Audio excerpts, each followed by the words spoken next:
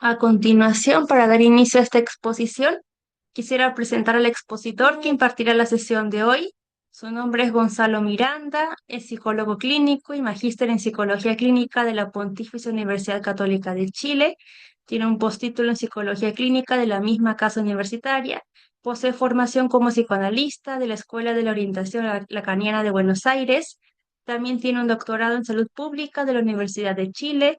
Es acreditado como experto en psicoterapia en la CNAPC. Cuenta con más de 30 años de experiencia clínica. Es académico asociado de la Universidad de los Lagos y profesor invitado en la Universidad de Chile y en la Universidad Austral de Chile, además de ser el autor del libro Jacques Lacan y lo fundamental del psicoanálisis. Dicho esto, le damos el paso a Gonzalo para que inicie con su presentación. Bueno, muy buenas noches. Los y las saludo desde el sur de Chile. Está lloviendo, efectivamente. ¿Mm? Eh, bueno, ustedes saben, o no sé si saben, pero en general estos seminarios, que en realidad son una suerte de conferencias cortitas, son bastante masivos. Por lo tanto, es difícil calibrar por el tipo, por la variedad de las personas que se inscriben. ¿Mm? Vamos a dejar al final algún espacio para preguntas, pero claro, la gracia es no ser ni demasiado obvio, ni tampoco demasiado complejo. Entonces, a veces, bueno, eh, uno se puede quedar corto por ambos lados. Pero de todas maneras, como bien decía Marí, va a haber un curso después de profundización para quienes estén interesados en la temática. Voy a compartir primero una presentación, un PowerPoint. Ahí. ¿Se ve bien? Sí, ¿Se súper ve? bien. ¿Sí? Ya. Déjenme aquí. Ya, perfecto. Bueno, vamos a hablar de algo que está de moda, algo que probablemente para quienes estén conectados es una cuestión que no les suena tan ajeno, que son los trastornos afectivos. Pero vamos a ver, en primer lugar, que eh, la categoría de trastornos afectivos no es tan antigua dentro del campo de lo que es la psiquiatría o la psicopatología. ¿M? Porque es importante saber también de qué estamos hablando. Bueno, bueno, en primer lugar, lo- le- hay que entender que, bueno, como su nombre lo dice, los trastornos afectivos son eh, trastornos primarios de la afectividad, fundamentalmente del humor. ¿Ah? La afectividad es un gran saco, ¿no? En el cual se incluyen una serie de cuestiones que nosotros ya estamos más o menos acostumbrados a separar de otros procesos como los procesos cognitivos, por ejemplo. ¿Mm? Bueno, esto, estas categorías de las cuales vamos a hablar, algunas tienen una historia bastante antigua, como por ejemplo las categorías de manía y de melancolía. ¿Mm? La manía, que en el fondo es sinónimo de locura, ¿ah? O de furor, ¿m? Y melancolía, que es como de alguna manera a lo largo de la historia se le ha denominado a algo que hoy en día llamamos depresión. ¿M? Ya está en los textos de Hipócrates, estamos hablando de hace 2500 años atrás, ¿no? Este gran médico griego, donde la hipótesis básica es que hay cuatro humores, cuatro líquidos, ¿no es cierto?, cuyo predominio o cuyo desequilibrio eh, producen ciertos efectos en la salud. En particular, el exceso de bilis negra, ahí tenemos, ¿no es cierto?, la sangre, la flema, la bilis amarilla y la bilis negra. El exceso de bilis negra provocaría esos estados que llamamos melancólicos y el exceso de bilis amarilla, eso que llamamos manía. ¿Mm? O sea, tenemos una primera explicación que en realidad es una suerte de cerebro que se contamina, incluso que se incendia, dice Hipócrates, a partir de un desequilibrio de líquidos, de humores en el cuerpo. ¿Mm? Es decir, ya en la medicina de hace 2500 años, algo da vueltas respecto de algo que se observa clínicamente, que son estos estados alterados, producto de una afectividad que se desborda. Ahora, en particular, el término manía es un término que se mantiene como sinónimo de locura hasta muchos siglos después. O sea, en los primeros alienistas, los primeros ya psiquiatras propiamente tales del siglo XIX, manía es sinónimo de locura, no es lo que nosotros entendemos por manía. Eh, y melancolía por una parte, sinónimo de este estado triste, de inhibición, de pesar, etcétera, pero ya muy temprano se empieza a asociar también con la creatividad, se empieza a asociar también con el genio. ¿M? Por eso tenemos que la ambigüedad de la palabra melancolía es que al mismo tiempo que designa un trastorno, designa también como una suerte de estado hasta deseable y creativo. Entonces, vemos después que la palabra melancolía tiene una serie de derivaciones interesantes. Por una parte está la melancolía asociada a la genialidad y por otra parte hay un concepto que eh, seguramente no conocen, pero que es el término asedia. Asedia es un término que también proviene del mundo clásico, pero que es tomado sobre todo por el cristianismo como una suerte de tristeza pecaminosa. ¿M? Tristeza pecaminosa. Vamos a ver después por qué estoy poniendo esto en la pantalla.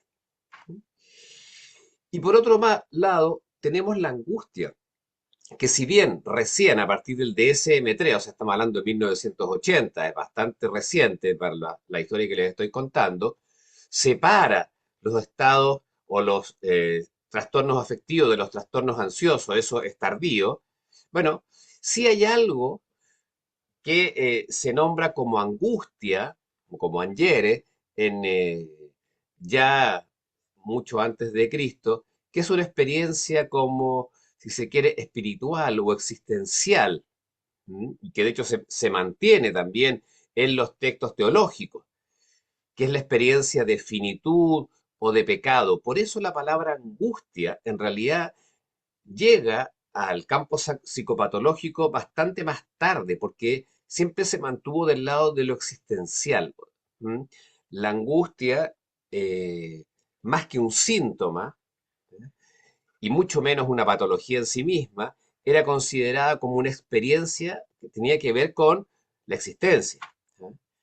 De ahí tenemos a Kierkegaard, ¿no? Un gran filósofo, gran estudioso de la mente y del sufrimiento humano, que separa en alemán, ¿no? Angst, de angustia, que es lo que nosotros heredamos, de Furch, que es miedo. Y de ahí él empieza a hablar de esto de la idea del miedo sin objeto, que es algo que sí después retoma la psiquiatría.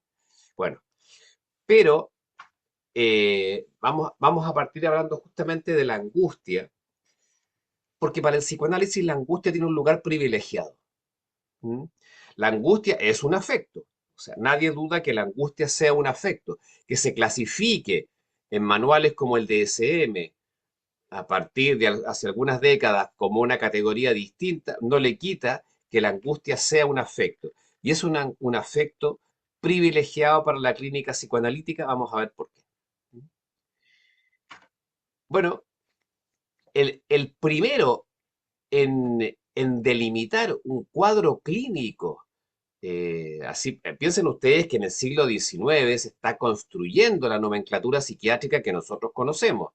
¿M?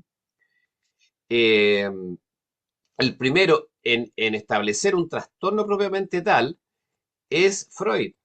En 1894 tiene un artículo cortito que dice sobre la justificación de separar un cuadro clínico llamado neurosis de angustia. Hasta antes de eso, la angustia era como una suerte de arroz graneado, estaba un poco en todo, un poco en nada. ¿Mm? Bueno, entonces, la primera vez que se establece un trastorno donde el núcleo, donde lo primario es la angustia, es, como digo, con Freud. ¿Mm? Y recién, el DSM, recién en su tercera edición, insisto, 1980, incluye la categoría de trastornos de ansiedad.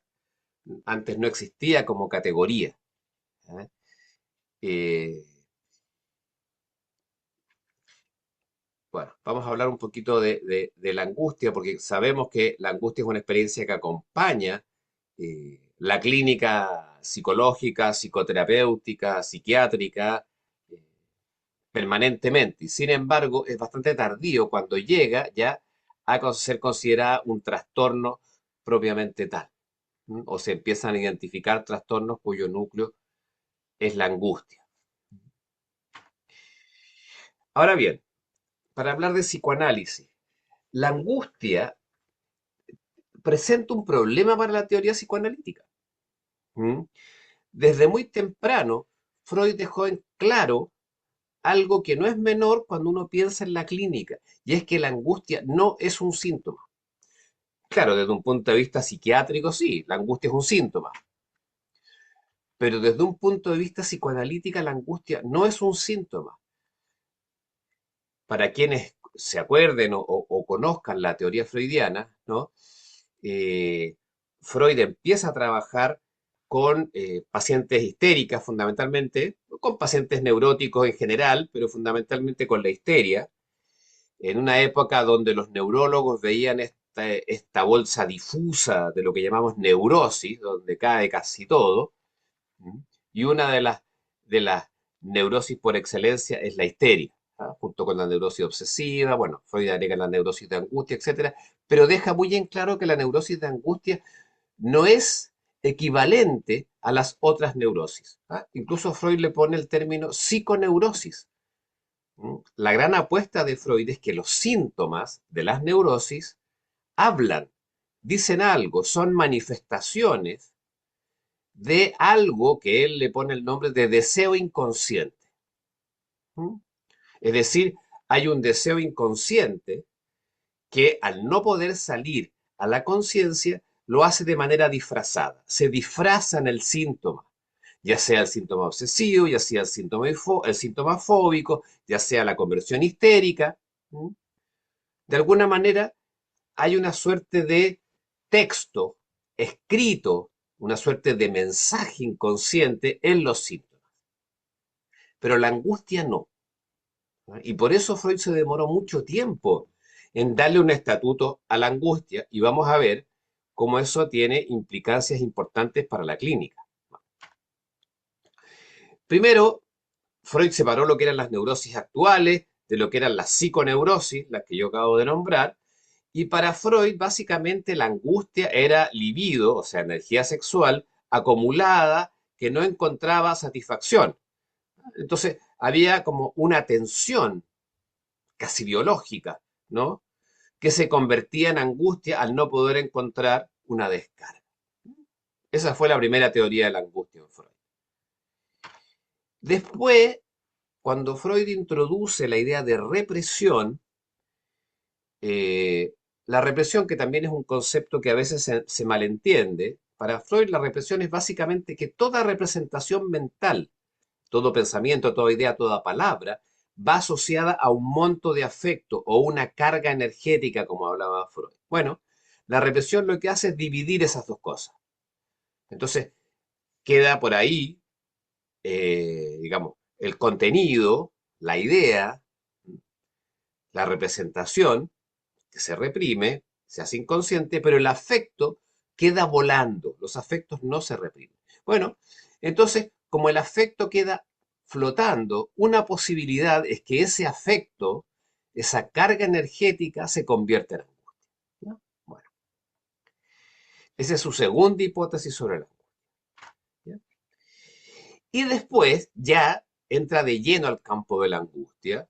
eh, Fundamentalmente Freud ya empieza en su etapa más tardía a preocuparse de las neurosis traumáticas, empieza ya aparece otra dimensión en su clínica, muy marcada por la experiencia de la guerra también, y bueno, cambia su teoría de de la angustia plantea dos tipos de angustia, lo que se llama la angustia automática, ¿m?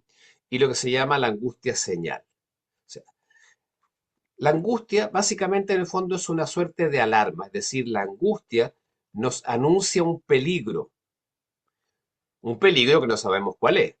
O sea, cuando nos angustiamos es porque estamos frente a un peligro que simplemente no tenemos idea qué es ese peligro porque ese peligro es inconsciente. Bueno, y ahí Freud, bueno, también ha introducido, eh, digamos, la segunda tópica, que es el yo, el ello, el superyo, y entonces aparece la angustia como una respuesta adaptativa, es decir, el yo emite esta señal para que nos protejamos frente a esa amenaza. ¿Mm? Es decir, la experiencia de peligro es experimentada como el yo, aunque no nos demos cuenta de cuál es realmente el peligro, ¿m? Y esa amenaza hace que el yo produzca una señal de angustia, y ahí entonces, ¿qué es lo que hacemos? Bueno, buscamos la manera de protegernos, arrancando, desmayándonos o haciendo un síntoma. ¿M? Bueno, nos vamos a quedar con esta idea. O sea, cuando uno se pregunta, bueno, pero ¿qué es la angustia? Para Freud es una señal de alarma frente a un peligro desconocido para el sujeto. Bueno, entonces viene la pregunta de, ya, pero ¿cuál es ese peligro? ¿Cuál es la amenaza? Como esto es una exposición cortita, bueno, no podemos desplegar todo lo que se ha escrito al respecto. ¿M? Eh, Claramente la angustia es señal que nos va llevando hacia un momento de indefensión muy primario. Por eso, por ejemplo, la angustia cuando se presenta como crisis de pánico en realidad es devastadora. ¿Ah? Es devastadora porque nos deja en un momento de desamparo y de indefensión absoluta. ¿Ya? Pero no todas las angustias son esas angustias. Hay otras angustias también que actúan como alarma. ¿Pero alarma ante qué? Esa es la pregunta del millón. ¿Mm? Lo que les dije recién es señal de un peligro. ¿Pero peligro de qué? ¿Ah? O sea, la angustia no es inmotivada, como se dice. La angustia nos dice algo. ¿Mm? ¿Pero qué nos dice? Bueno, y aquí, por mi formación, voy a recurrir a Jacques Lacan, que plantea lo siguiente. ¿Ah? ¿Cuál sería ese momento de indefensión que nos anuncia la angustia? Bueno, Lacan plantea que cuando llegamos a este mundo somos cachorritos, ¿ah? Y nos convertimos en humanos, es decir, somos cachorritos de la especie Homo sapiens, nos convertimos en humanos eh, porque somos deseados por otro que además nos introduce al mundo de lo simbólico. Eso es lo que verdaderamente nos hace humanos y lo que tiene todas las consecuencias habidas y por haber. Bueno, pero entonces la angustia es una señal de amenaza o que nos dice aquí hay riesgo de quedar como en la posición de objeto, ¿ah? Es decir, de desaparecer como sujeto. Y eso significa quedar a merced del goce del otro. Yo sé que esto puede ser enredado, pero piensen en todas las películas de terror. ¿M? En todas las películas o en todos los casos, por ejemplo, ahora que está lleno de series así de asesinos seriales o de, no sé, estos series que se llaman Amores que Matan, por ejemplo, eh, de personas que de repente aparecen como la media naranja. ¿M? Y de repente se transforma en el peor enemigo, digamos, en la peor amenaza, en lo más ominoso que se puede experimentar, ¿no?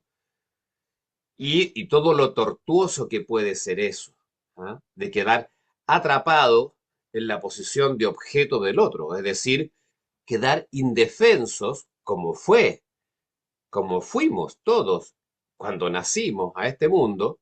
¿Mm? Éramos totalmente indefensos, a merced de lo que el otro quisiera hacer con nosotros. Bueno, de alguna manera repetir algo de esa experiencia.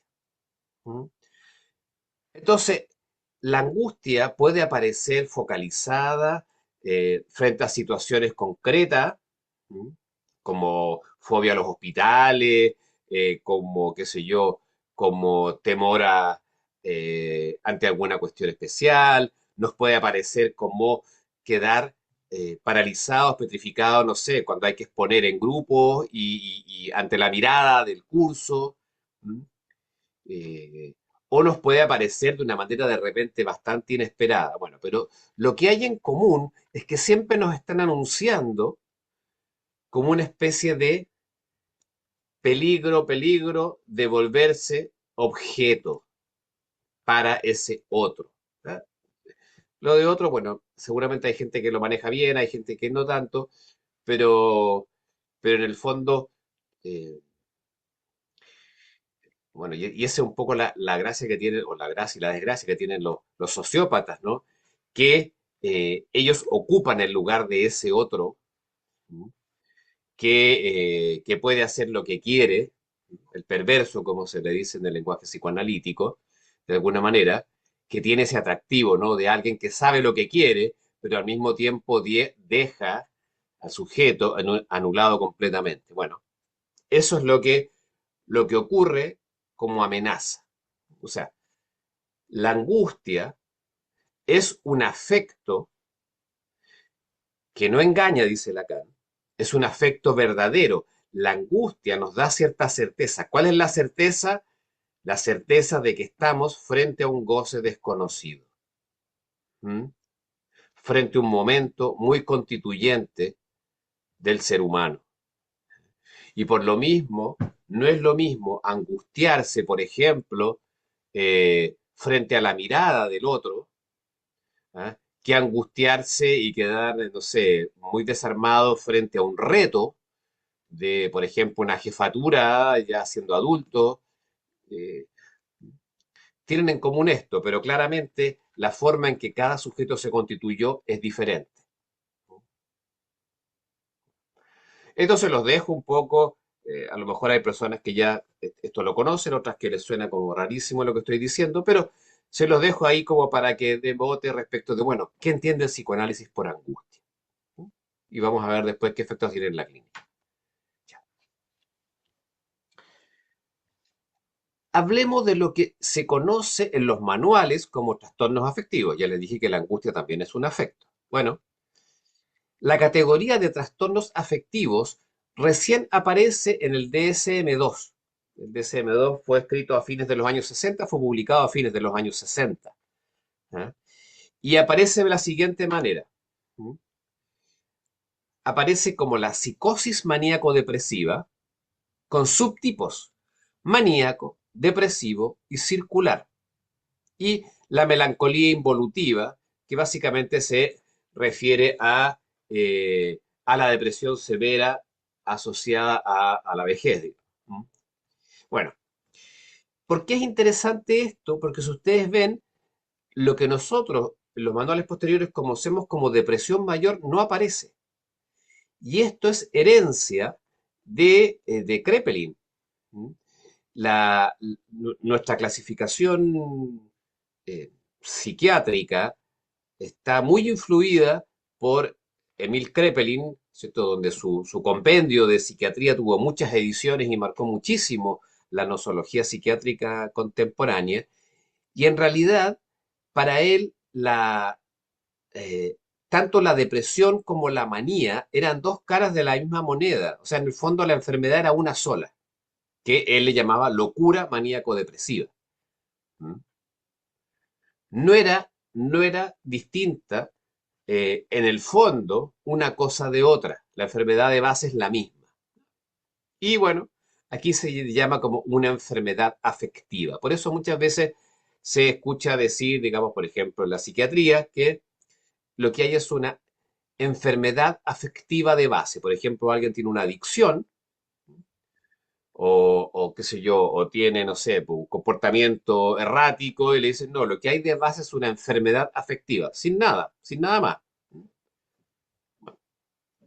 Como digo, eso viene es herencia de Kraepelin, donde el trastorno era uno solo, la locura maníaco-depresiva. Bueno, eh, nosotros usamos el término depresión. El término depresión es un término que se empieza a usar, viene de la cardiología. El término que usaba la psiquiatría del siglo XIX en realidad era melancolía. Bueno, la palabra depresión empieza a ganar terreno porque suena como más fisiológica. Melancolía en realidad también era una categoría bastante difusa. Ahí tenemos ¿cierto? Adolf Meyer que dice que en realidad deberíamos desechar el término depresión y por eso nosotros usamos depresión y la melancolía quedó más bien como dentro de las depresiones, la depresión melancólica o depresión con características melancólicas, ¿no? Donde hay exceso de culpa, autorreproche, etcétera. Bueno, sin embargo, ustedes van a escuchar muchas veces que los psicoanalistas prefieren hablar de melancolía y uno dice, ¿por qué? ¿Ah? ¿Se quedaron pegados? ¿Por qué?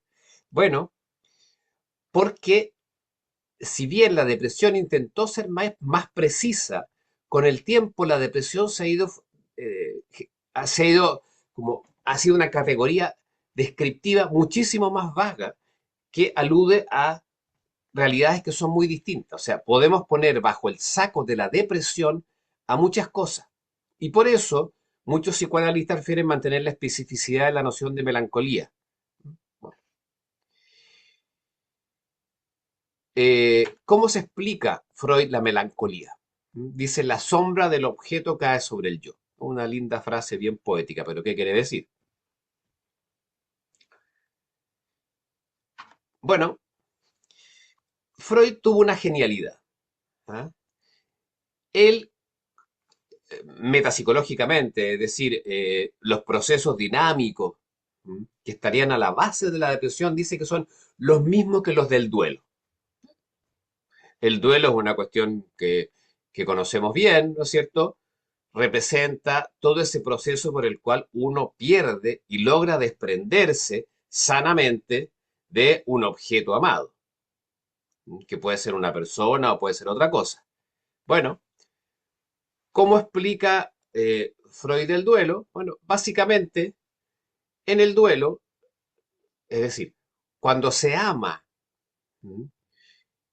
Cuando hay un otro, que puede ser incluso una idea, ¿ah? Que se vuelve significativo. En ese sentido se usa la palabra objeto. Freud piensa como Descartes y entonces él separa el sujeto del objeto. Entonces lo que está por fuera del sujeto son los objetos. Pueden ser personas, pueden no ser personas.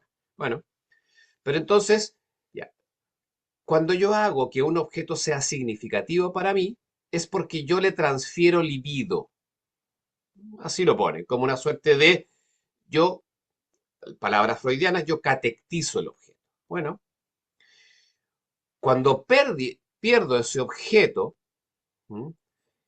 El yo tiene que retirar la libido.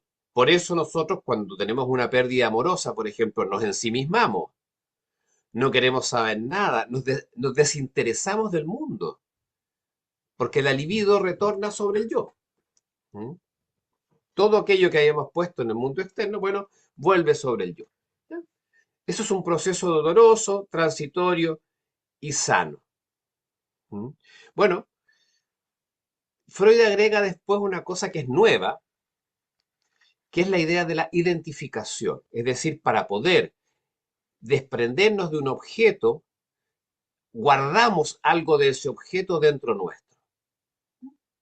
Eso es la identificación con el objeto perdido. Para poder renunciar a un objeto, guardamos algo de ese objeto, nos identificamos con un rasgo, con una marca de ese objeto, y eso nos permite despedirnos. Bueno, en el caso de la melancolía, también hay una pérdida, por eso se parece a un duelo, pero la relación con el objeto es muy ambivalente, dice Freud. Agrega que también no se sabe qué se ha perdido exactamente. ¿Mm? La verdad es que es muy difícil saber qué se pierde cuando uno pierde algo. Pero de todas maneras, aquí la clave es la ambivalencia. ¿Qué quiere decir eso? que yo tengo sentimientos fuertemente encontrados frente al objeto. Es decir, yo amo y odio al mismo objeto. ¿Mm? Entonces, esa libido que retorna al yo, ahora se dirige contra mí mismo. No es solo que yo retire la libido, sino que yo ataco al objeto perdido que ahora está dentro mío. ¿Mm? El sujeto se identifica con el objeto perdido, ¿Mm? pero para no aceptar la pérdida y ataca al objeto. ¿Mm? Por eso el melancólico se culpa, se reprocha, se trata pésimo. ¿Mm? Después, todavía Freud, Freud agrega después la idea del superyo. Es decir, en el fondo, dice la melancolía es una patología del superyo. ¿Mm? El superyo, en el fondo, castiga al yo y el yo se somete al superyo. Pero eso ya es un paso más. Ahora bien, volviendo un poco a Lacan. Lacan toma las mismas ideas de Freud respecto de la melancolía, las desarrolla desde su teoría, bueno, desde la complejidad de la teoría lacaniana de las relaciones de objeto, etcétera, pero en una sola parte de su obra usa la palabra depresión. ¿Mm? ¿Por qué esto es tan interesante? Porque en Lacan sí es explícita la diferencia entre depresión y melancolía. ¿Mm? Y miren la manera que lo dice. Es una manera bastante brutal de decirlo. Dice, la tristeza, por ejemplo, se la califica de depresión como si se le diera el alma como sostén, pero no es un estado del alma, no es un estado del alma, es simplemente una falta moral, como lo expresa Dante, incluso Spinoza, un pecado, lo que significa cobardía moral, que en última instancia solo se sitúa del lado del pensamiento, es decir, del deber del bien decir o de encontrarse uno mismo en el inconsciente, en la estructura. Bueno, ¿qué quiere decir esta cita un poco enredada? Lo interesante acá es que Lacan distingue depresión de melancolía. Y a la depresión, este es un texto tardío, o sea, cuando ya la depresión se está poniendo de moda como término, la depresión ha dejado de estar en los hospitales psiquiátricos. Antiguamente, la melancolía o la depresión eran las depresiones severas. No hablábamos de este espectro depresivo que tenemos hoy, ¿m? Sino que hablamos de verdad de trastorno depresivo grave, digamos, o mayor y en general, o con síntomas psicóticos, o con intentos de suicidio, etcétera. Bueno, Lacan observa esto con bastante suspicacia y lo cataloga de cobardía moral. Es decir, el depresivo es básicamente alguien que renuncia a su deseo por miedo. ¿Mm? En cambio, el melancólico es otra cosa. ¿Mm? Bueno, bueno, ahí ya, estas son también terminología de Lacan un poco complicada. Dice la melancolía es el lugar donde el objeto A, porque a Lacan le pone un apellido al objeto. ¿Ah? Esto es largo también de explicar, pero eh, aquí el sujeto se identifica con la falta, es decir, Lacan plantea que el melancólico se identifica con un desecho. El melancólico es un desecho. ¿Ah? Bueno, y por eso no es que haya una renuncia al deseo, ¿m? Sino que aquí el objeto A no puede causar el deseo porque no hay distancia. ¿Ya? No hay separación entre el yo y lo perdido, dice Lacan. ¿Ya? Entonces, el melancólico no se separa de la falta. Yo sé que esto puede ser enredado, pero en el fondo lo que quiere decir, todo sujeto para constituirse como tal, sujeto neurótico, hablemos, que es el sujeto que se sostiene en la vida a partir de un deseo. ¿Mm? Bueno, ese sujeto tiene que hacer una renuncia que al goce, y es lo que Lacan llama la falta. ¿Mm? Cuando decimos que hay una renuncia al objeto A, significa, bueno, tenemos que hacernos cargo de un vacío fundamental en torno al cual nos constituimos y el cual siempre estamos intentando de recuperar por lo menos parte de eso a través del deseo. Bueno, en el caso del melancólico no ocurre esta distancia simbólica, ¿m? Sino que el sujeto mismo es la falta. ¿Eh? Una cosa es el sujeto habitado por la falta y otra cosa es el sujeto inundado por la falta. ¿M? Son dos cosas distintas. Ahora, siendo todo esto quizás complejo de entender, ¿hacia dónde quiero ir? Ah, bueno, no. Antes un paréntesis sobre la bipolaridad, sobre el tema de la manía, ¿ah? Que por supuesto Freud también la menciona. Freud es heredero de la noción treperiniana de la locura maníaco-depresiva. O sea, él ve dos caras de la misma moneda en la melancolía y en la manía. ¿Mm? Bueno, eso sí, a Freud concibe la manía y la melancolía estructuralmente vinculadas. Ambas serían respuestas a una pérdida, pero con resoluciones distintas. Por eso en psicoanálisis se suele hablar como de defensas maníacas. Es decir, la manía es un intento, un pataleo de negar una falta, una ausencia. ¿Mm? Bueno, en el caso de cuando ya agrega la noción de superyo, en el caso del melancólico, el yo se ve sometido a un superyo cruel, que le recuerda todo el rato que no vale nada. Bueno, en el caso de la manía, es todo lo contrario, una reconciliación entre el yo y el superyo. ¿Mm? El yo se siente triunfante porque coincide con el ideal. Freud no hace la separación entre ideal del yo y el superyo que hacen los psicoanalistas posteriores. ¿Eh? Eso es una cuestión que pasó el dato. Pero en el fondo, a ver, para poner un ejemplo quizás más cotidiano, cuando hablamos de autoestima y decimos que en el depresivo, ¿no es cierto?, tiene una baja autoestima. Bueno, lo contrario es el maníaco, donde su autoestima es tan elevada que pierde el juicio de realidad. Se pone megalomaníaco. ¿Mm?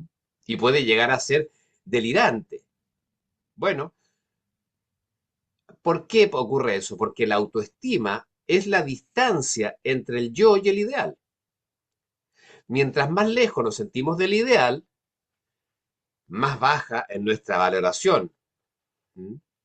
Porque el ideal es siempre ahí esa figura con la cual nos estamos comparando. Bueno, ¿qué es lo que pasa eh, cuando el yo coincide con el ideal? ¿Mm? Se produce la manía. ¿Mm? Por eso el psicoanálisis es tan cauteloso con esta idea de que hay que subir la autoestima, como si fuera una receta así como quien tiene que tomar vitamina, tenemos que subir la autoestima. No. ¿Eh? Eso es puro narcisismo nomás. Ya. ¿Qué es lo que es la manía? Es el narcisismo cuando ya es el culmine del narcisismo. ¿Mm? Una cosa es tener una autoestima más o menos realista, más o menos balanceada, y otra cosa es tener una alta autoestima. ¿Mm? Bueno, pero ya que lo interesante, que tanto Freud como Lacan ponen a la manía y a la melancolía como dos caras de la misma moneda. Ambas tienen que ver con la gestión de la falta. ¿Mm? En una se produce una identificación con la falta y en la otra se produce una negación de la falta. ¿Ah? Bueno, ahí lo dice Lacan también. Interesante, ¿ah? Porque Lacan habla mucho de la melancolía y la manía en el seminario sobre la angustia. Volvemos al tema de la clave de la angustia como afecto. Bueno, entonces dice, en la manía el sujeto no experimenta el trabajo de duelo. Hay pérdida, pero se desconoce el objeto. El proceso de elaboración simbólica está cancelado. O sea, en el fondo, niega la pérdida. ¿Mm? En el ser humano, en el neurótico, digamos, en el ser humano más o menos común y corriente, la falta, la falta es la que permite que exista el deseo. Por lo tanto, la falta pone un límite al goce. La palabra goce, yo sé que es una palabra bueno, algunos la deben manejar, otros no. La palabra goce es la palabra con que Lacan sintetiza las paradojas de eso que Freud llamaba la dimensión pulsional. Es decir, de qué mueve al sujeto, qué nos mueve, qué nos impulsa. Bueno, lo que intentamos recuperar es un goce perdido para siempre a través del deseo. ¿Mm? Pero en la medida que ese goce esté perdido, bueno, podemos desear, podemos intentarlo, podemos, bueno, querer estar vivo. Bueno, en la medida, en ambos casos, en la manía y en la melancolía, esa falta, no se produce la separación simbólica con la falta, por lo tanto el melancólico es la falta misma, se identifica a la nada, digamos. En cambio, el maníaco se lanza al goce desenfrenado. ¿Ah? Tampoco tiene regulación de su goce. Pero insisto, no es lo mismo que la depresión. ¿Ah? O sea, este matiz es importante porque clínicamente, como ahora el diagnóstico de depresión, sobre todo en el sistema público, es un diagnóstico que es muy fácil de hacer. Se pasa un instrumento de autoadministrado, ¿no es cierto? Donde se pregunta si en los últimos 15 días estuvo desanimado, cuántas veces, si durmió, si no durmió. Entonces, dentro de la categoría de depresión, estamos metiendo a muchos desánimos diferentes. ¿Mm? Lo que dice el psicoanálisis es no confundir la verdadera melancolía de todas estas distintas depresiones. Depresiones. ¿No? Bueno, entonces, pero volviendo a lo que plantea el psicoanálisis llamada en términos estructurales, ambas, la manía y la melancolía, serían formas de respuesta ante una pérdida, pero resoluciones distintas.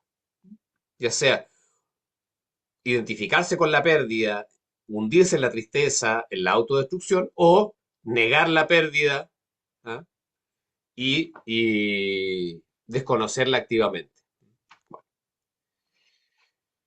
Y la bipolaridad sería una oscilación narcisista. Y aquí aparece de nuevo la palabra narcisismo, porque es bien importante. ¿Eh? Eh, una oscilación narcisista, esto es freudiano, dice entre la rebelión y la sumisión, entre la omnipotencia y la humillación. El maníaco se revela, el, el melancólico se somete. El maníaco, ¿no es cierto?, se siente omnipotente, el melancólico se siente humillado. Pero son dos maneras de gestionar alternativamente la falta, y esto es muy típico que oscile. ¿Ah?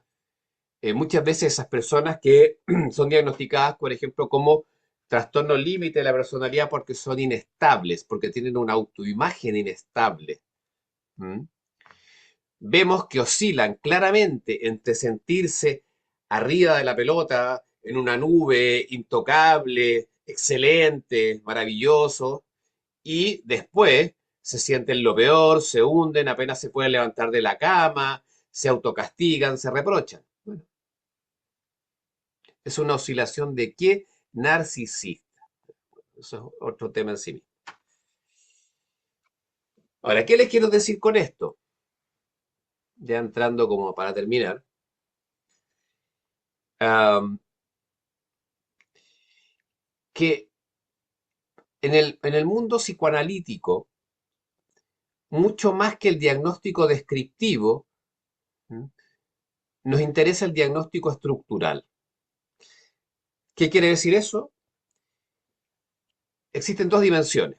Uno, lo que aparece en los manuales, por ejemplo, como el DSM, son diagnósticos que se hacen en base a una serie de criterios observables o criterios que dicen ser ateóricos, descriptivos, lo cual se hace el diagnóstico clásico, digamos, el diagnóstico que se hace en los CEFAM, en los COSABA, que hacen en la consulta del psiquiatra. Ya. ¿Nos basta con decir que alguien está deprimido descriptivamente? No. En el caso psicoanalítico, no, porque aquí viene una diferencia que no es menor. Déjenme ver si, bueno, no voy a entrar acá, pero seguramente conocen, ¿no es cierto?, el enfoque estructural de Otto Kemper, donde divide, ¿no es cierto?, la neurosis, psicosis, limítrofe, los limítrofes se separan limítrofe alto, limítrofe bajo, etcétera. Esa es una aproximación estructural. Alguien puede deprimirse descriptivamente siendo estructuralmente psicótico o limítrofe o neurótico. Y por supuesto el tratamiento es diferente. Bueno, en la aproximación de Lacan también son tres estructuras, pero es distinta, que son el neurótico, el psicótico y el perverso. Bueno, la clave acá, la clave acá es distinguir si estamos frente a una neurosis o no. ¿Mm? Eh, Porque en el caso de la neurosis, lo que observamos es una renuncia al deseo. Y, bueno, de lo que se trata el psicoanálisis es que cada cual, ¿no es cierto?, se haga cargo de la incertidumbre, de vivir al modo humano en esta vida, digamos, siendo sujetos en falta, etcétera, pero pueda construir una vida desde ahí, sosteniéndose en qué, en eso que llamamos deseo. ¿No? Deseo inconsciente, por cierto. Ah, no es lo que yo quiero. Bueno, eso lo puede hacer un neurótico. El problema es cuando estamos ante un no neurótico. No voy a entrar ahora a picar más fino, pero sí, esa es la pregunta del millón cuando enfrentamos a alguien con importante sintomatología depresiva. Porque lo que yo voy a hacer en términos clínicos no es lo mismo. ¿Mm? Bueno, y aquí paso un poco al dispositivo psicoanalítico. Dispositivo psicoanalítico en el fondo es, bueno, cómo yo dispongo las cosas para que se produzca una cura psicoanalítica.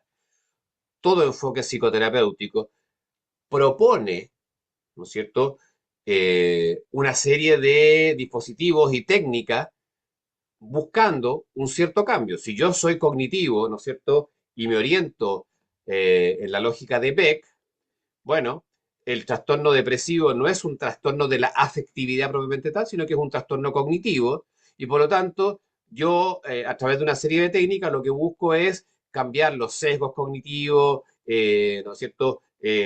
Bueno, los pensamientos automáticos y poder llegar a cuestionar las estructuras de base o creencias que sustentan.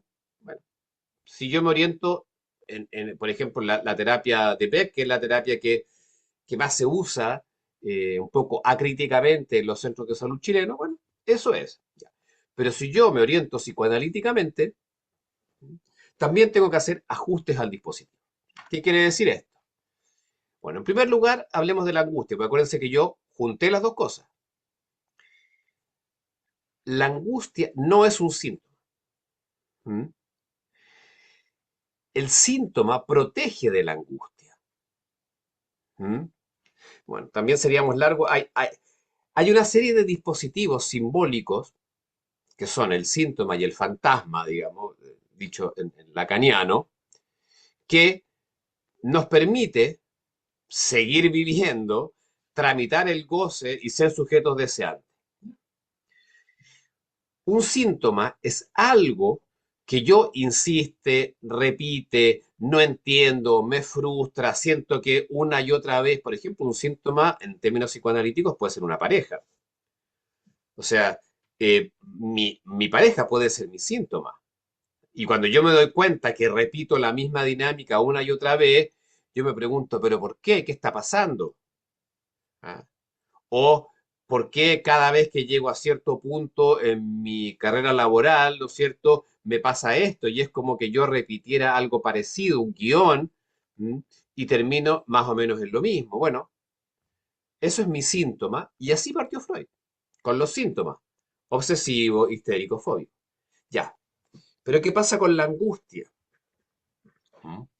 Freud interpretaba los síntomas. Bueno, cuestión no menor, la angustia no se interpreta. La interpretación psicoanalítica solo tiene sentido si efectivamente hay un síntoma que sea una suerte de código o de lenguaje ¿no es cierto?, que pueda ser puesto en términos simbólicos, si no, no tiene sentido. Bueno, la angustia no. La angustia se trabaja de otra manera, se dosifica. Por eso, cualquier psicoanalista que tenga una formación más o menos decente, ¿m?, sabe que alguien que llega a la consulta muy angustiado y llega desde la angustia, no se lo trata igual que alguien que llega desde una pregunta respecto de un síntoma. No es lo mismo, no se hace lo mismo. ¿Ah? La angustia se dosifica, bueno, hay varias cosas que se pueden decir, pero no se interpreta. ¿Mm? Cuando aparece angustia, cuando irrumpe la angustia, es porque la trama simbólica, llámese síntoma y fantasma, no nos está funcionando. ¿Ya? Bueno, tenemos que dejar que algo de esa trama simbólica se reconstituya solita. Es decir, jugamos a favor del inconsciente. En cambio, en, en la, en el psicoanálisis más clásico, cuando ya hay un síntoma, vamos en contra. Es decir, vamos deconstruyendo el inconsciente. Acá hay un trabajo que hay que hacer de construcción, en el síntoma de deconstrucción. Bueno. Y respecto de los trastornos afectivos, la indicación clave es saber de qué se trata. Como les decía recién, hoy en día la depresión es algo tan, tan, tan descriptivo, ¿m?, que es como decir que alguien tiene tos. Yo puedo tener una tos persistente, que me molesta, que me irrita, qué sé yo. Bueno, si yo le pongo a eso como trastorno, trastorno por tos, bueno, yo le doy un antitusivo para que se pase la tos. Pero cualquier médico sabe que la tos puede ser síntoma desde reflujo gastroesofágico, faringitis, hasta un cáncer pulmonar. Por lo tanto, ningún médico se quedaría tranquilo dando un antitusivo. Bueno, nosotros sí hacemos eso. A todas las personas que por distintas razones se sienten desanimadas, les damos un antidepresivo. Ya, pero en el caso de una orientación psicoanalítica eso no basta. Tenemos que saber de qué se trata. Muchas veces en realidad es una protesta narcisista. Es una protesta narcisista. Hace poco estaba supervisando el caso de una chica, ¿no es cierto?, que es arquitecto, pero que ella se dedica al arte y que todo el rato ella se queja, bueno, llegó muy deprimida y clínicamente deprimida, o sea, efectivamente, con muy desanimada, con fatiga, con pocas ganas de nada, en fin, con dificultades para comer, bueno, o sea, clínicamente cumple los criterios para una depresión. Ya, pues, pero ella, en el fondo, su queja todo el rato es, en Chile no se valoran los artistas, ¿ah? Y todo el rato está esperando que llegue alguien a salvarla, digamos, de esta situación, que descubra lo talentosa que ella es. Eso es una protesta narcisista. ¿M? No es una melancolía en el sentido más estructural psicoanalítico. Y bueno, una vez que se logra drenar algo de eso, aparece el síntoma. Y ahora ya se puede trabajar con ella desde el síntoma y a partir del síntoma, ¿no es cierto?, empezar ya a, bueno, buscar una salida por la vía del deseo. Es distinto al melancólico, que nos trae a lo mejor menos sintomatología depresiva, pero nos trae un discurso súper existencialista y que además es inteligente y nos demuestra que la vida no tiene sentido y nos deja atrapados a nosotros. ¿Mm? Ese melancólico probablemente es de verdad. Por lo tanto, a ese melancólico la salida no va a ir por la vía de interpretar o de construir un síntoma, porque en realidad él, él hizo una vida a partir de mostrarle al mundo lo fallado que está, digamos, la vida, el ser humano, etcétera. O sea, las salidas son distintas y bueno, y sobre eso hay también bastante literatura. Si les suena, no sé, Julia Kristeva, por ejemplo, que es artista, lingüista, psicoanalista francesa, tiene un libro muy lindo que se llama Los Soles Negros, donde ella muestra cómo una salida no es por el deseo, pero sí es por el arte, en algunos casos como emblemático, de estos melancólicos. Bueno, pero como digo, lo importante acá es entender que dentro de eso que llamamos depresión, no hay una especificidad, por lo tanto no podemos responder a todas las depresiones de la misma manera. ¿Mm? Y eso era lo que yo quería compartir con ustedes. Estamos justo en la hora. Entiendo que hay espacios para algunas preguntas. Pueden eh, levantar la mano o Marí me puede ir indicando. ¿Mm? Y ya después viene el sorteo y el cierre. Daniel parece que está... ¿Levantó la mano? Sí. Vamos primero con Daniel. Hola, buenas, ¿se escucha? Sí, sí. Eh, Muchas veces se entiende como el super yo como el tema de la renuncia al deseo, ¿cierto? Sí, Pero sí, también he escuchado la idea de que el super yo es gozoso. sí. Entonces, claro, hay algo en el síntoma que permite al sujeto. Entonces, en ese sentido tiene que ver con lo gozoso, con la supervivencia también, con sentirse, con darse un espacio, ¿o no? Ah, depende que ahí cómo entendamos, porque, a ver, mira, el superyo es una figura paradójica. Claro, cuando se nos cuenta la idea de que el superyo es como una especie del juez moral, está bien, pero es solo una parte. Mm, Porque Freud dice una frase que es clave y él dice, el superyo es abogado del ello. Claro, porque aparece de repente como que ello y superyo son dos fuerzas que, ¿no es cierto?, tironean al yo, fuerzas opuestas. Pero si tú dices abogado, ¿qué hace un abogado? Un abogado es el que representa los intereses de otra persona. Es decir, no está diciendo, cuidado, el superyo representa los intereses del ello. Wow, lo dice Freud. ¿Qué quiere decir eso? Que el superyo es un empuje a gozar, un goce autodestructivo. ¿Mm? Entonces, ahí, bueno, hay que calibrar muy bien lo que mortifica al sujeto y lo que vivifica al sujeto. claro. ¿Ah? Entonces, eh, ha habido muchos enredos respecto a la figura del super yo. ¿Ah? En la orientación más lacaniana, Lacan es drástico. El super yo es pulsión de muerte. El super yo es una ley insensata. O sea, existe una ley que pacifica, que regula, y existe una ley loca. La ley loca es la que llamamos super yo. ¿Mm? Y Mm, por eso el super yo no siempre es la prohibición, como uno lo entiende. A veces es por ejemplo, no sé, hoy en día el empuje a gozar desenfrenadamente que se ve en los jóvenes, qué sé yo, esto de tener que estar en todas partes y el síndrome del FOMO que tanto se habla y se publica y qué sé yo sobre el FOMO. ¿Ah? Esto de no poder, o sea, de sufrir por no poder estar en todas partes. Bueno, hay una cierta ley insensata que te empuja a un cierto deber de tener que estar en todas partes. Eso es súper yoico también. No sé si me claro, y también explico. tiene que ver con lo narcisista también. Sí, bueno, claro. El narcisismo está en otra dimensión porque claro, es más en la línea de lo imaginario, pero sí, sí. Pero con el narcisismo también hay que tener cuidado porque el narcisismo tiene muy mala prensa, pero también Freud es súper claro, sin narcisismo no podemos vivir. O sea, hay un Claro. narcisismo que es súper necesario. Sí, Sí, es como la ambigüedad entre creerse alguien y no creerse nadie. claro, que puede, que es la oscilación narcisista, ¿no? Una Mm, cosa es creerse alguien, otra cosa es ser ese alguien, y otra cosa distinta es, claro, creerse la nada, que es casi mm, como creerse el todo. sí. Muy Paulina, bien. ¿sí? Vamos con Paulina.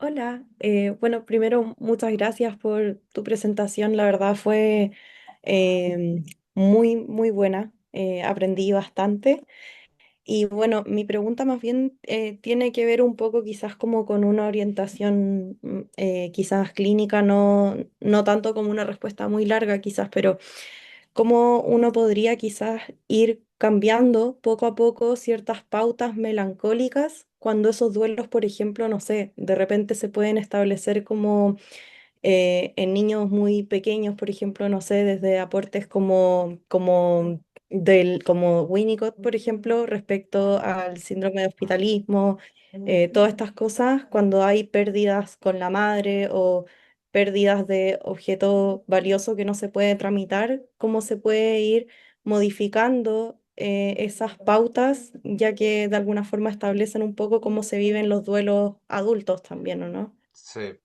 sí, sí. Bueno, a ver, lo importante es que haya duelo. Esa cuestión es clave. Para que haya, en el caso tú me estás hablando de niños, pusiste a Winnicott. Bueno, Winnicott es muy claro en decir que ahí la clave es el ambiente que facilite eso. Y eso no es solo Winnicott, o sea, viene incluso desde atrás, viene de Melanie Klein. Es decir, primero, que haya un medio donde el niño pueda hacer el duelo con todas las ambivalencias que implica. ¿Mm? Y la elaboración simbólica del duelo en el caso de la infancia pasa mucho por ejemplo, por la posibilidad de jugar, po, pero de jugar de verdad, porque también hoy en día le llamamos juego a cosas que no son juegos. O sea, se dice que los niños entran al playgroup a los 3 años, pero en realidad son juegos didácticos para desarrollar competencias, no son juegos simbólicos. El verdadero juego es el juego espontáneo, simbólico. ¿M? A eso se le llama juego. Hoy en día le llamamos juego a cualquier cosa. ¿Ya? Entonces sí, el niño lo puede hacer, lo puede hacer. Yo he visto procesos preciosos con niños donde de cuestiones muy destructivas, muy de descarga, donde aparece claramente la agresividad incluso contra el terapeuta, el niño poco a poco va empezando, por ejemplo, un juego que ya tiene una dimensión un poco más elaborada, un poco más simbólica, y donde esa cuestión devastadora, me acuerdo un niño que rompía todos los juguetes, que hacía chocar los autos, terminó haciendo que los autos compitieran entre sí, por ejemplo, que los dinosaurios de la caja de juego armaran una familia, o sea, se puede, se puede. Ahora, en el adulto también, ¿ah? En el adulto también.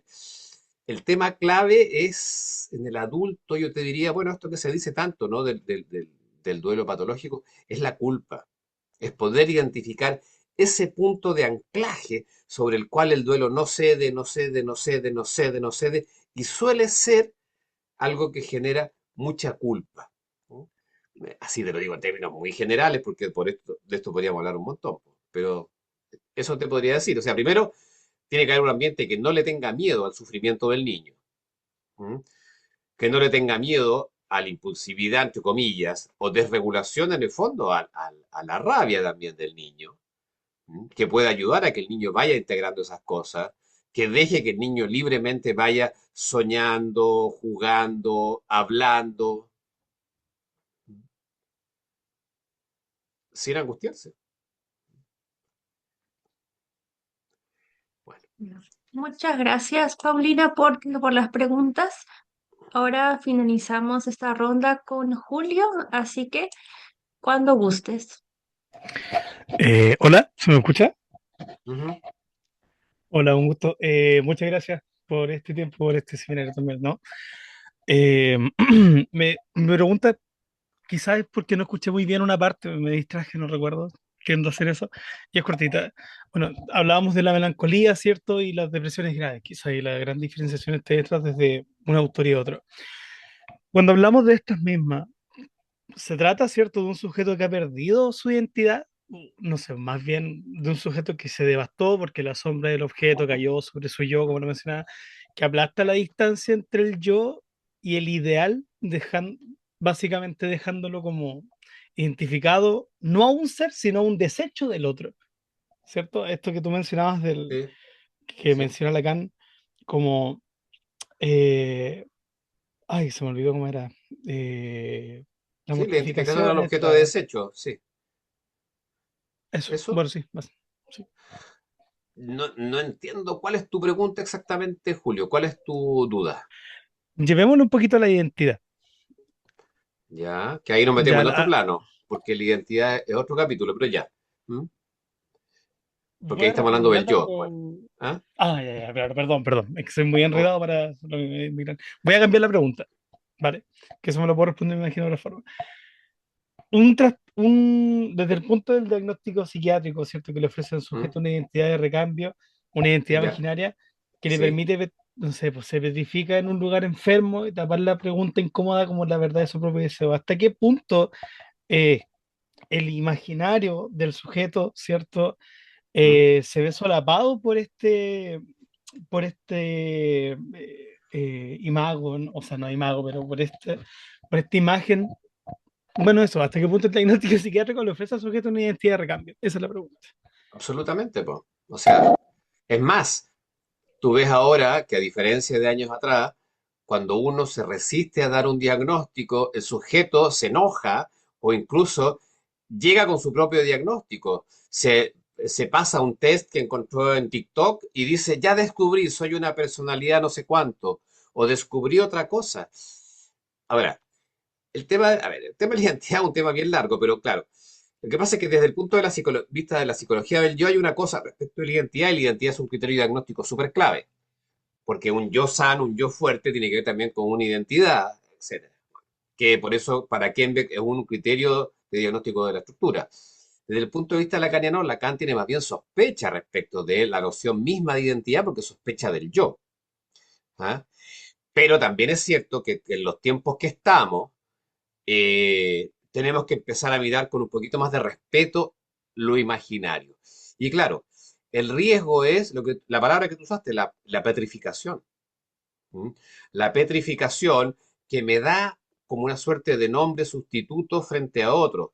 Entonces ahí viene el problema más bien clínico, es que la gente llega y te dice, yo soy bipolar, ¿ya? Y eso, po, soy bipolar. O sea, es como que ya, con eso lo dije todo. Y por supuesto, ahí se obtura cualquier posibilidad de pregunta, de interrogación acerca de el sujeto, y frente a eso no hay mucho, o sea, posibilidad de psicoterapia psicoanalítica ninguna. Y por eso que la oferta de la psiquiatría no es psicoterapia, es psicoeducación. Usted es bipolar, por lo tanto, yo le voy a enseñar cómo tiene que vivir como bipolar. Bueno, el psicoanálisis es el camino opuesto. Es usted es bipolar, ok, ya. Y O sea, ahora empecemos a conversar de usted, digamos. Ahora como que, o sea, claro, clínicamente hay que buscar las estrategias, qué sé yo. No sé, me acuerdo de una persona que llegó tal cual. Me mandó al doctor porque yo soy bipolar. ¿Ya? Y entonces yo no supe qué hacer, entonces le pregunté, ya, pero ¿qué tipo de bipolar? ¿Cómo qué tipo de bipolar? Sí, claro, porque hay muchos tipos de bipolaridad, ¿no?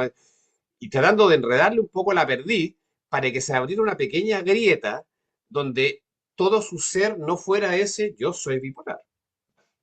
¿Mm? Entonces, bueno, eso también es parte del arte clínico. Pero por supuesto, o sea, con alguien que tiene una identidad petrificada en torno a un diagnóstico, es bien poco lo que se puede hacer, y más aún en tiempos donde eso se luce sin pudor.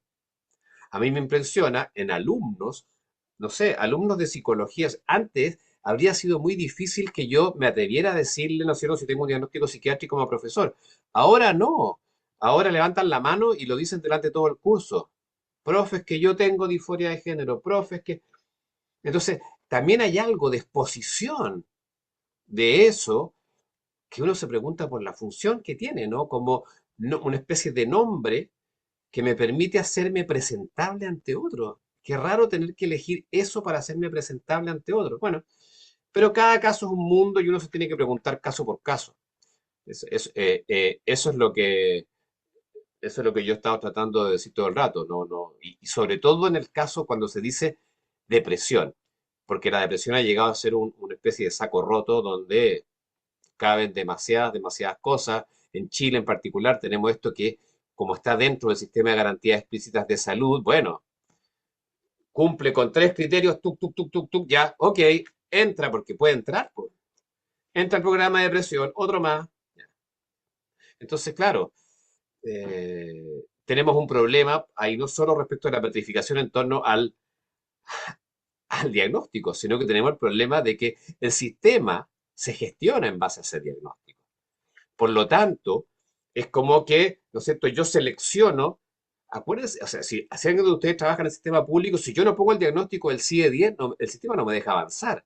Tengo que poner una etiqueta para saber a dónde sigue. ¿Ya? Es como una fábrica, digamos, una línea de montaje, y según el botón que yo apriete, es si va para allá, va para allá, va para allá. Entonces también tenemos un problema de gestión que está impactando fuertemente en la clínica. O sea, cómo hacer clínica del sujeto en un sistema que en realidad le interesa un pepino al sujeto. ¿Mm? Bueno, pero eso es otro tema largo también.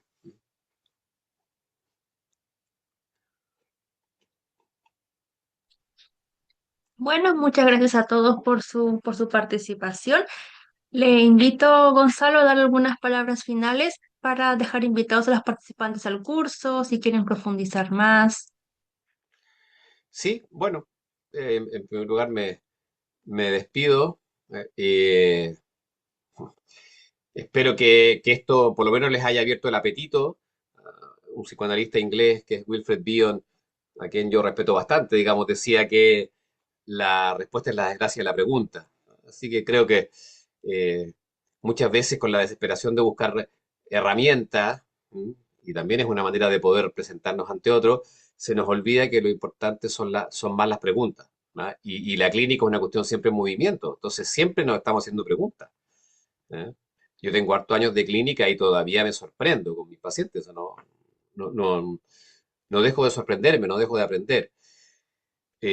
Bueno, dicho esto, sí también los dejo invitados para el curso que va a ser a fin de mes, que son ya 2 días donde vamos a profundizar estos temas y muy posiblemente también va a haber un diplomado en clínica psicoanalítica, que ya son palabras mayores, porque esos son varios meses, con un pool que son, no recuerdo si 10 o 12 profesores, donde se van abordando distintas temáticas de la clínica psicoanalítica, incluyendo clínica psicoanalítica en salud pública, clínica psicoanalítica en psicosis, en fin.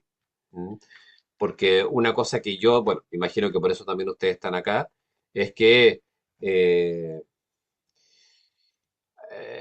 muchas veces se entiende, sobre todo en países como Chile, ¿ah? Chile tuvo un giro muy importante hacia la psiquiatría norteamericana después de los 90, el 2000. Entonces, claro, se nos muestra el psicoanálisis como una cuestión casi histórica.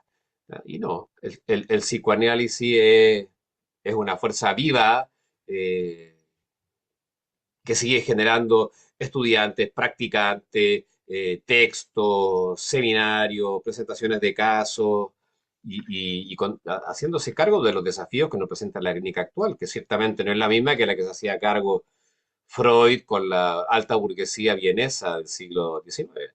Nosotros tenemos que hacernos cargo de otras cosas y por lo tanto tenemos que seguir aprendiendo, pensando, resolviendo. ¿Mm? Eso. Así que nada, que esté muy bien y mucha suerte en lo que cada uno esté haciendo.